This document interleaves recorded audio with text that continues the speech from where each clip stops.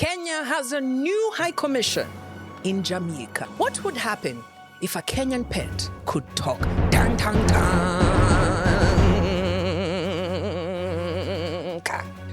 Do you really think a horse can carry anything? Like, you and the horse, you're the same weight, but you want to sit in the goddamn horse, bro. Umesikia? He said the work is too hard. Unajua kulinda ndege kwa shamba. It's a lot of work. Guys, basically this guy is saying he's hired as a scarecrow. There is a high school teacher. Oh, you know her kids were getting high grades for sure. High grade, high grade.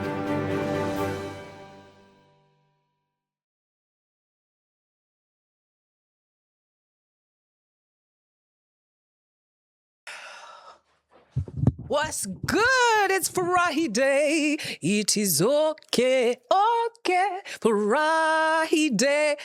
Today, your captain of good vibes is right in front of you, but I'm not showing up as my usual self. No, I'm not even your host for this show, guys. Today, I am your Foreign Affairs Secretary, aka your ambassador to the High Commission of Run the Tape. This episode is titled Foreign Affairs, aka a high nation.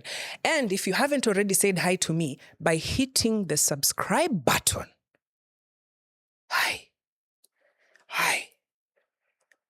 You want me to do a hi before you hit the subscribe? Come on now, hit the subscribe button. Anyway, Kenya has a new high commission in Jamaica. Medication. From today onwards, when you're going to Jamaica, you can pass by the embassy, the high commission, pick your nini manjingi.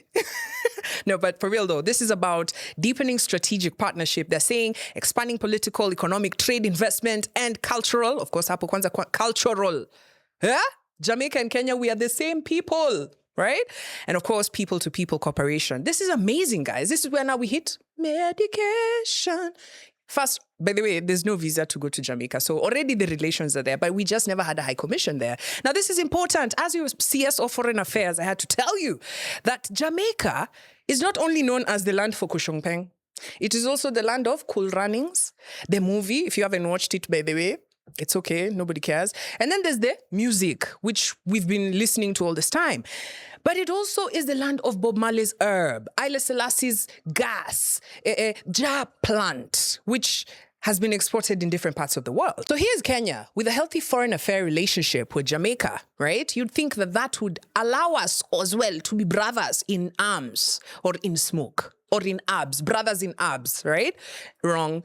In Jamaica, weed is legal.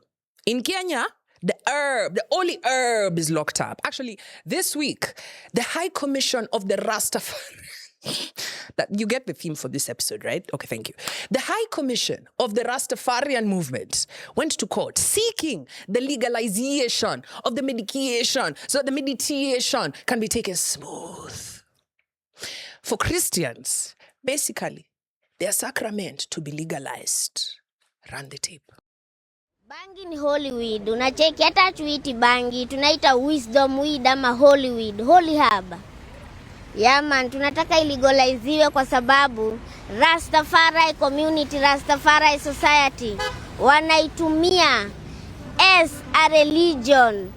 Once sisi tunaitumia, tuna link up direct na the Most High. Unacheki man. Amesema ana link up direct na the Most High. But in Kenya, unaweza link up direct na the popo. You see, in Kenya, like I said, weed is illegal.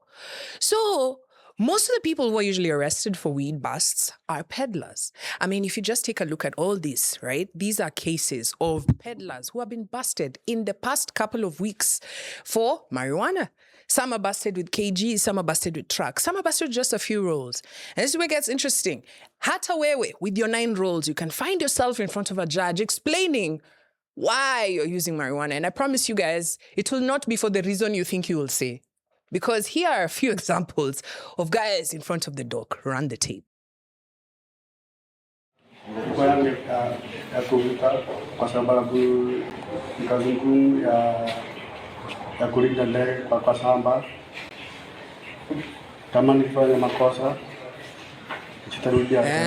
Umesikia? He said the work is too hard. Unajua kulinda ndege kwa shamba. It's a lot of work. Guys, basically this guy is saying he's hired as a scarecrow. like a human scarecrow, right? You think about it. If you're just there, your work is just to stand in the shamba and protect the maize from being eaten by the birds. You're going to smoke up. But guys, this is not the only guy who's been taken. I mean, there's so many cases. Here's another story. Run the tape. He amepanda cannabis sativa around his house in flower pots for beauty, inampea peace, joy, na akiangalia hiyo cannabis sativa ana feel calm and soothe his soul. Cornelius Kiprotich alisema hivi mbele ya court after kuwa arrested kwa kupanda cannabis sativa around his house. Magistrate akauliza Cornelius mbona hapandi any other traditional flowers. Akamjibu akasema yeye hapendi rose flowers juu zina attract women and is not ready for the dramas that come with women. Akasema ana prefer solace and scent from cannabis. When you're in front of the judge, guys, you have to get creative. Because think about it. I've already told you that going to prison, you can go up to 20 years in prison. Friend, 20 years. The moment you are in front of the judge, you gotta get creative. One guy said this because of he has been hired as a scarecrow. Here's another guy who's saying because women ain't shit and he loves the aesthetic, he doesn't want to plant roses.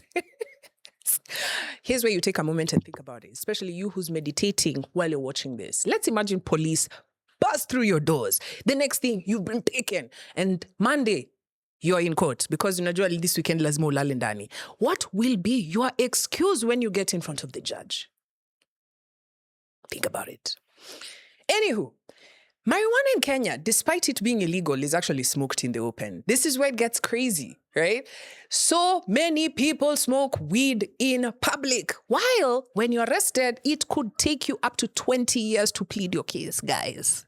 You think I'm joking? Here are a few examples of people smoking, not even just in public, in front of the popo. Run the tape.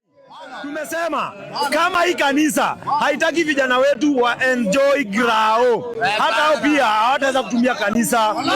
How on earth utanunua aje grao 1.3 million? Hii church peke yake inamaanisha sisi pia tunaweza inunua 100,000. Mamu tulio kuone tunaivuta hadharani mbele ya nani? Mbele ya nani? Mbele ya nani?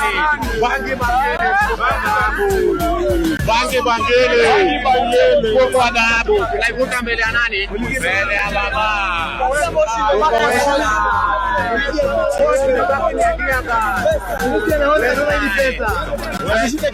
Are you seeing that guy with his eyes like this? Are you seeing those people around the police? This is normal. This is normal. So yeah, so bang is smoked openly in Kenya, as you have seen. And so much so that Esther Passaris, the women rep for Nairobi, went to parliament.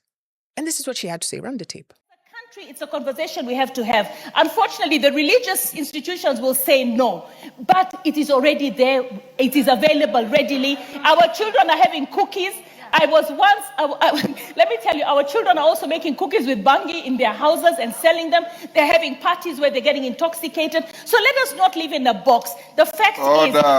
What kind of parents are you guys? No, the thing is, it is happening. Yes. Let me tell you, don't say what we... You know, Mr. Speaker, it is happening. It might not happen in my house, but it's happening in somebody... Okay, so they even switched off her mic. This is serious, guys. And this is part of the reason why the debate around marijuana cannot happen in a healthy environment.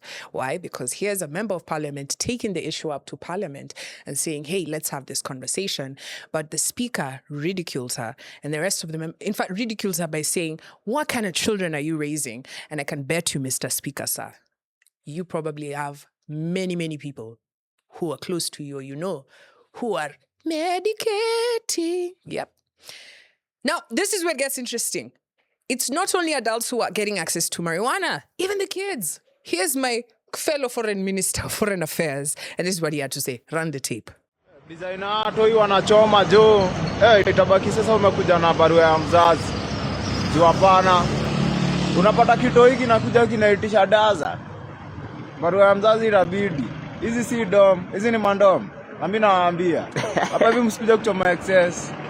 Excessive burning bado inakuwa dangerous to your mental health. Kuja na barua ya mzazi sasa hivi yenye kunaonekana toi bana mmewachiliwa wamekuja wamenihangaisha mimi kama pedi. Yeah, kama pedi. There's a peddler telling you, allegedly, well, he did say it himself, that the kids are ordering dozens, right? These are all people under the age of 18. So Kenya does have an active population of people smoking marijuana. But somehow, when it does come to legislation or fighting for the rights of marijuana, It remains a religious conversation. As you've heard, Esther Pasaris is saying religious people don't even want to hear the story. But the Rastafari community, the High Commission of the Rastafari community wanasema fungulia hiyo sacrament. We are not free to worship the way we want. And remember, freedom of religious practice and worship is guaranteed under the Constitution. But yo guys, when your sacrament is a narcotic, that's where people draw the line. Run the tape and see what this Rastafarian community were up to at the court when the court said no. Again, guys, run the tape. Pana, my lord, hawezi pitisha homosexuality na wakataja plant.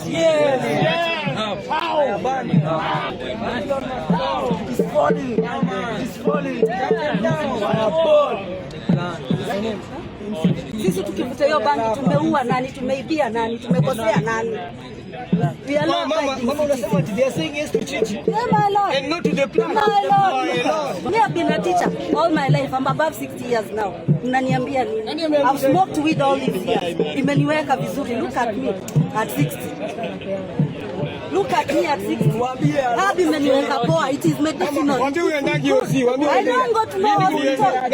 No, nothing, man. I'm fresh. Who are them women of your years? A woman of 60 akuja asimame hapa. Anakunywa pombe na sigara. Asimame na mimi. As you heard, there is a high school teacher. Oh, you know her kids were getting high grades for sure. High grade. I told you this show, the episode is all about foreign affairs, right? But like, in all honesty, would you rather have a teacher who smokes weed, right? Or a teacher who gets high on alcohol? Because a lot of teachers, I had teachers who used to come drunk on alcohol, but that's beside the point.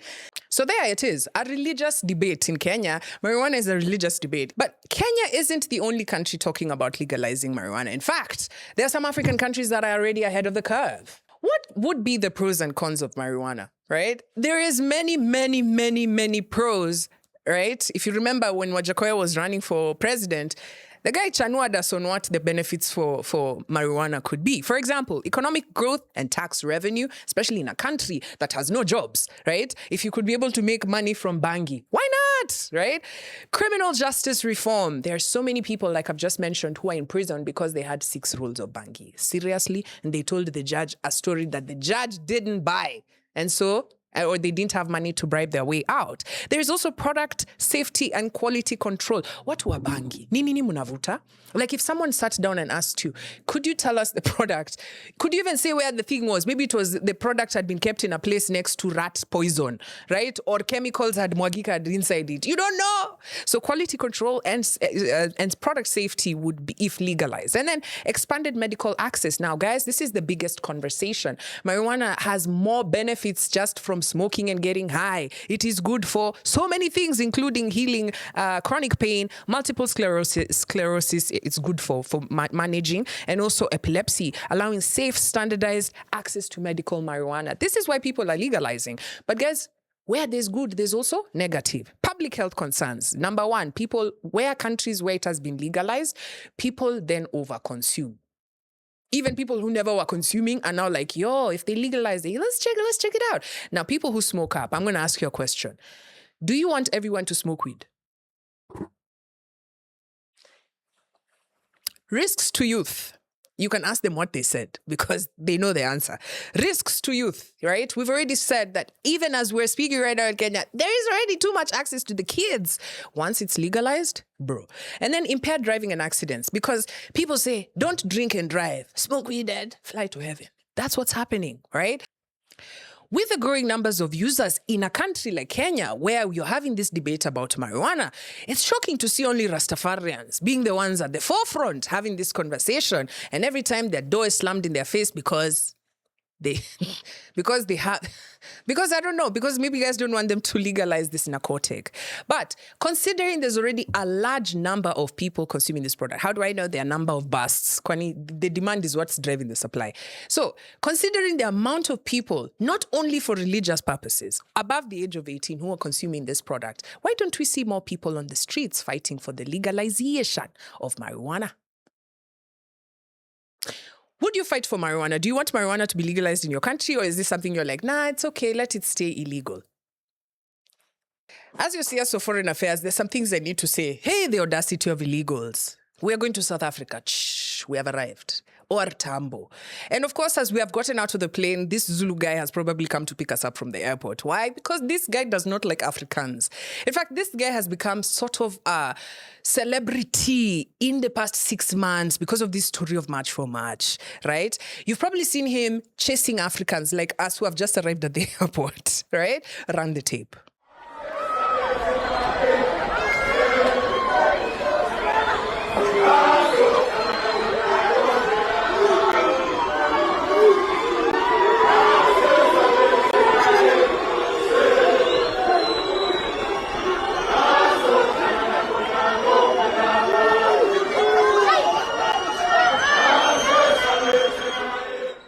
As you can see there, he's very annoyed. Why? Because Africans from other African countries are in South Africa. And no, they had already given a deadline, 30th of June, get out. And I hope you've been following what's happening there because things have been hot, right? But guys, this guy doesn't carry the same energy when it comes to white people. No, I'm being serious, right? Here he is with white people. Run the tape. Oh, Zulu poo-poo, you've been such a good boy since we took you out of the jungle and separated you from your people, your culture, and history. Oh, you've been such a good boy. That's why you're wearing joggers with that strange headdress. Oh, I thank you for keeping the other blacks under control so I don't have to do it. Yes, that's right, other blacks. Go gather around him. I touched him. Now you touch him. You might get lucky too. Thank you, black women, for wearing your hair like mine to show that you admire me and hate yourself. Okay. I love you, Zulu. And guys, this is not the only video. There's several videos of him. I've seen one where he's proposing to a white babe. I've seen one where he's telling them we're the same people, right? In the midst of March for March, right? Where they're saying they don't want, they're fighting for their country. They don't want illegals there. Anywho, I commend him for fighting for his nation. But if there's one thing I want to ask him, please, let's stay away from economics. Let's just stay away from economics because this is where you embarrass yourself. This is him after fighting for the nation. And if you always want to know what's the thinking behind all these things that you're fighting for, he makes it very clear. This is not the first, second, or umpteenth time he says this. This is his reasoning on how every person in South Africa can share a piece of the economy. Run the tape. Do you know what South Africa is so rich? How many people are here in South Africa? Almost 100 million people in here in South Africa. Okay, so what is the GDP of South Africa? It's more than billions of rands.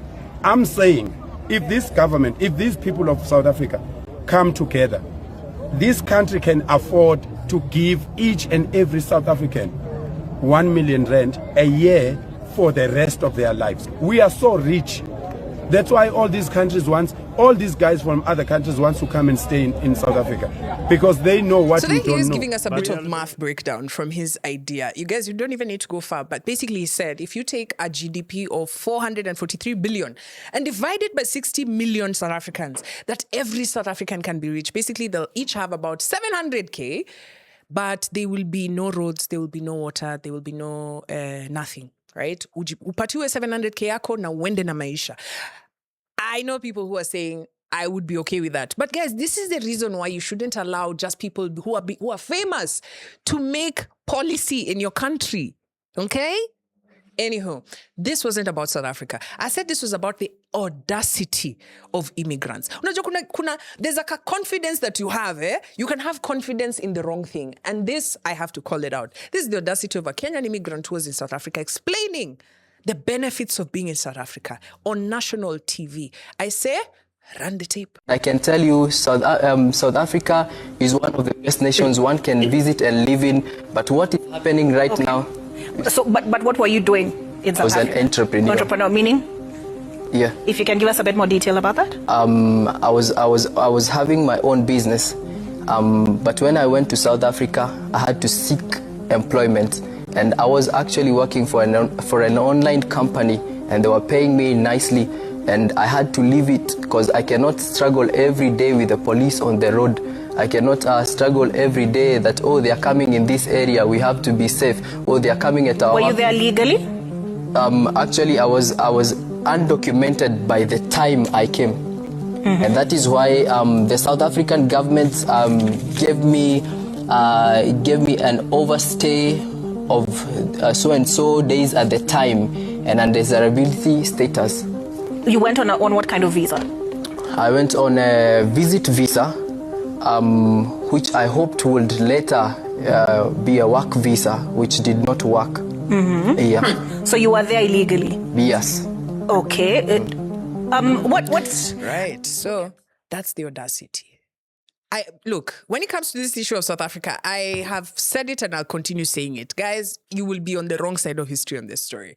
But I also, as a Kenyan, have to say, you can't go to someone's country and just stay there and then go to national TV and explain, guys, I'd overstayed. He was basically there illegally. Anywho, he's back home, right? And hopefully he will build this nation. Burundi is in the news, guys. Burundi is in the news. And guys, I saw this story. I even had to say, Burundi nyini washedi. Siko baya. No, honestly.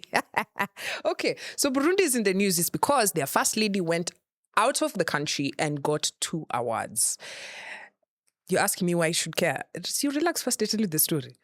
So, this first lady, after she came back to the country, this is how she was received. Run the tape.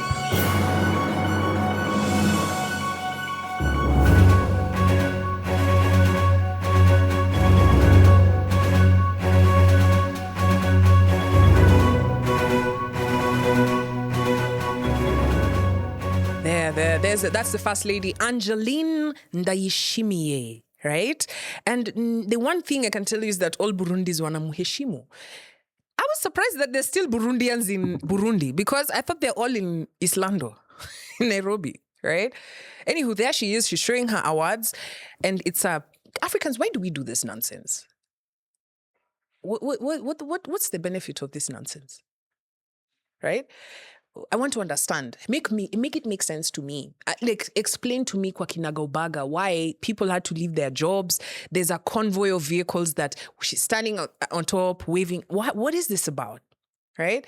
Anywho, so she received an award at the UN for her efforts in human rights efforts. And this is the second time that she's received these awards. By the way, I just want to remind you that Burundi has a very terrible human rights history. Right? So anywho, there she is.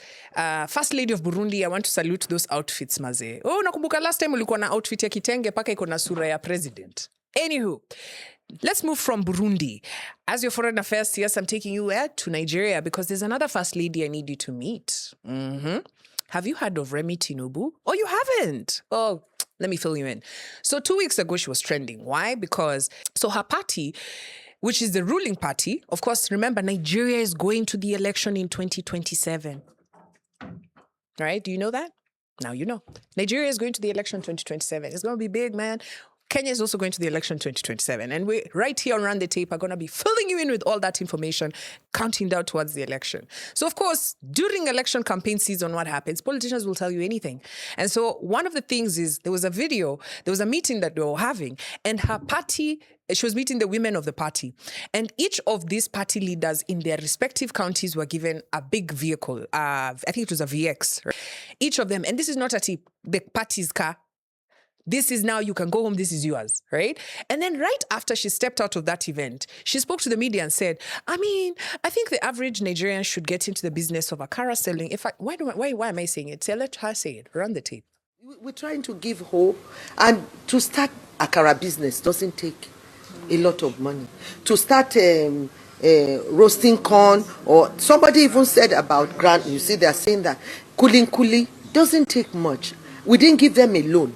We gave it to them as a grant. So we've encouraged Nigerians as best as we could. What is within our hands, I have given, and I keep giving, and those are the things we've done. I remember giving for TB, when I heard there's so much TB cases, I gave 2 billion. To breast cancer, I gave 1 billion. To food malnutrition, I gave 500 million. So those are the things we've been doing and making sure we can make sure that whatever this government is trying to do, that it will see the light of the day. So in Agric we've done, in social investment we have, in education we've given a little bit of scholarship, ICT training, and with NIDA. So, and all those are things, and we are still open, still want to do more. The narrative has really changed. Has changed to challenge the average man. Whereas the average man is supposed to have hope. So I like the idea that Mr. President said this is the renewed hope agenda. We have to renew our hope. And that's how we renew our hope, you know. And that's what I have to tell Nigerians. Thank you very much. They don't give up. Just keep. We're very proud. So I don't know whether you heard. She said starting a akara business or roast maize business is... Akara is like roast beans, which is made into a paste, which is made into some cakes, or roast maize, as in kuchoma mahindi on the side of the road. Now, guys, this is so important for you to listen to, right? You know how like during campaign season, they tell you we're going to create jobs? She's saying they're giving grant, like somebody's giving you, here, take this X amount of money, go start a business of roasting maize. Sorry. Roasting maize, bro. And she said and then she goes ahead to say that, you know, this is what it will take to save Nigerians out of their poverty. But it gets even worse. She says that her herself, she has donated 2 billion here, 1 billion here, 500 million. That's 3.5 billion naira. But she's donating for you to start a roasted maize business. What's going on with African leaders? It's a crime. It's a crime. Now, I know there's one Nugu that's asking, surely, what should she do to help people who are poor? Nigga, you ask us for the opportunity to lead us, to provide jobs, not to give handouts. What is this obsession that African leaders have with giving handouts? You know the answer. If you don't know, you better stick here, run the tape, and figure it out, right? So you know the answer. Every politician in Africa is always just giving handouts. Why? So that you can keep quiet, so she can keep you there in Akara selling, rather than, if she's so good at making money, dude, if you can give out 3.5 billion for everything, that means you have trillions, right? Instead of giving us handouts, why can't you teach us how to make billions? Because clearly you know how to make it. Why can't you show us how you made it? Stop giving us handouts. I'm not even Nigerian. God damn it, this is why Nigerians are in South Africa. And then South Africans are telling them to go back. Right? That's why they're in UK. That's why Nigerians are everywhere except inside Nigeria. Because of this nonsense. Anyway, it doesn't even stop here. That's not even the reason why she's on the episode today. She said some shit this week, bro. And this is what she said. When speaking about poverty in Nigeria, right, which is one of the things when they're campaigning, they tell us, I'm going to help people eradicate poverty, raise them out of poverty, right? She had a different opinion. And this one is addressed to Burna Boy, Davido, and Ashake. But our priorities are different. And I think it's high time we started helping those who need help in the country. I want to appeal to our young ones in the entertainment industry. I've mentioned it before, and I will use Akon, a music icon who does a lot of great charity work.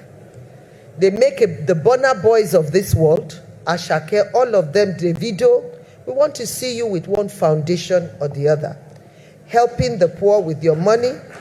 Not just good cars are good. A Maybach is good, Rolls Royce is good, but still, you can still help. The burden on the government is huge. You can still help. So you see, she doesn't want ideas, not fix the problems for everyone. Help. This is the first lady. And this is what a lot of politicians think when they are coming to lead you. When they're coming to ask for the job, they say, we will do A, B, C, D, E, right? But when they get there, they want to help. So would you rather help or would you rather work? We're going to keep more attention to Remi Tinubu because here, as your CS of Foreign Affairs, I'm going to make sure that we listen to all these jabber stories she has. Because remember, Nigeria and Kenya are going to the ballot. And both are asking the same question. Will it be one term? Or 2 term. Straight out of Nigeria, let's take a 1-hour flight into Ghana. We have landed at Kotoka Airport, out of Mohammed Botala. Yeah, that's Lagos. So now we're in Kotoka Airport. Now, do you remember when we were boarding at the Murtala Mohammed Airport in Lagos? What happened? We got to the line, we took off our belt, we took off our shoes.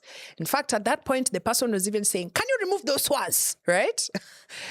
My question here is, why do we remove our shoes, our socks, our jewelry when we get to the line of the airports? Like, guys, we're in 2026. You want to tell me there's no scanner that can scan everything? Like when we get into a building, for example, that thing when it's scanning, what is it scanning? Are they saying it's okay to enter a building with a bomb, but not a plane? A plane is more. Well, there's less people on a plane and more people in a building. Am I making sense? Yeah. Ghana got this sense and they said, from today henceforth, you will no longer be required to remove your shoes, your belt at the Kotoka airport. That's the name of the airport, guys. I didn't make it up. It's the name of the airport, right? So yeah, this is big news because, you know, after 9/11 is when this Toro started. Guys, let me tell you, back in the day, your people could stand at the entrance of the airport. They could escort you basically back at the plane. Right? Okay, I wasn't born in that time. But like basically back in the day, they could escort you back at the, this is then they get there. Like, they even see your seat. They even pack, you know, like the way you're taking people in a bus. Maka even pack their things in the carrier. You put on their seatbelt for the Maki bus, baby. And then you walk out of the plane. After 9/11, all that stuff changed. Now we basically, if you have a gold tooth, people who fly with gold tooth, by the way, does it? And those ones who have like body parts that have been like screws in your, do you have to remove your leg? If you have a prosthetic, do you have to remove it? I've never thought about these things. Yeah, because prosthetics are made from carbon fiber, but some are made from wood, right?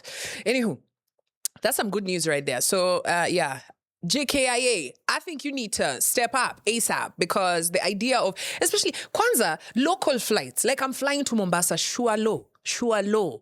Tunaenda Mombasa raha. Unafikiri mnataka kubom mtu hapa kwa hii plane? Why am I taking off my jewelry to enter the plane? That don't make no sense. It's 2026. So as a CS of Foreign Affairs, I give a high five, salute to Ghana for being forward thinking. Which other airport do you think should adopt this? I've already said JKIA. Write your airport at the bottom there. Do you want to communicate with your pet? Introducing Pet Translator. Yes, I said it. Do you remember how many times have I said it here on Boxpod that there will be a time you will be able to communicate with you? I said it. Run the tape. Are you hungry?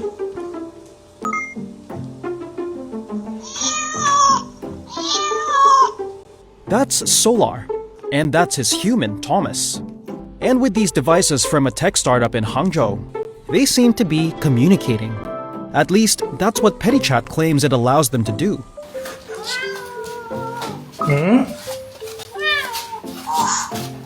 even is going on all around here? Stop hiding that thing from me, or I'm gonna plop down and ignore you for ages.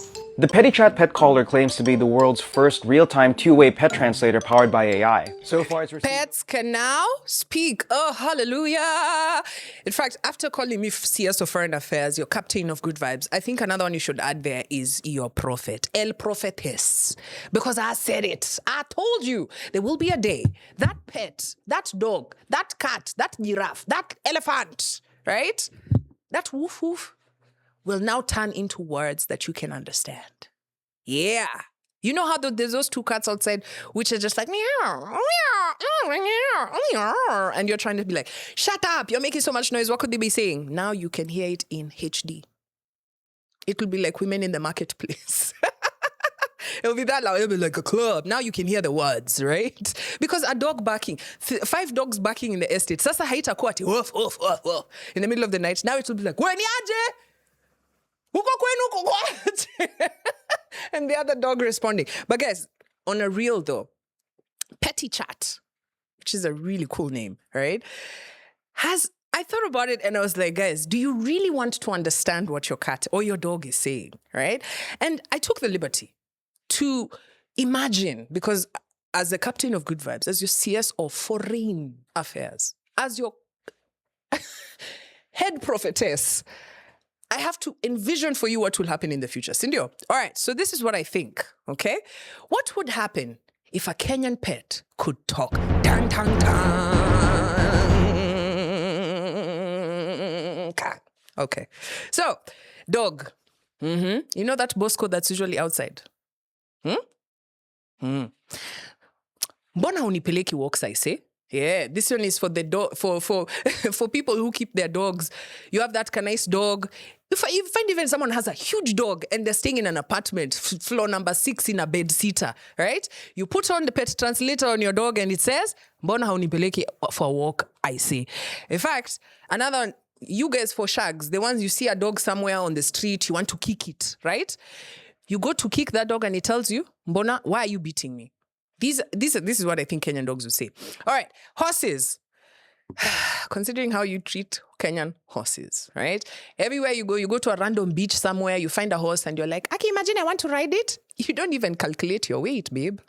Sir, you are fatter than the donkey, but you want the donkey to carry you. This is what the donkey would say. Walai. No, sorry, the horse. This is what the horse would say. We huoni umenona sana huwezi kujibeba.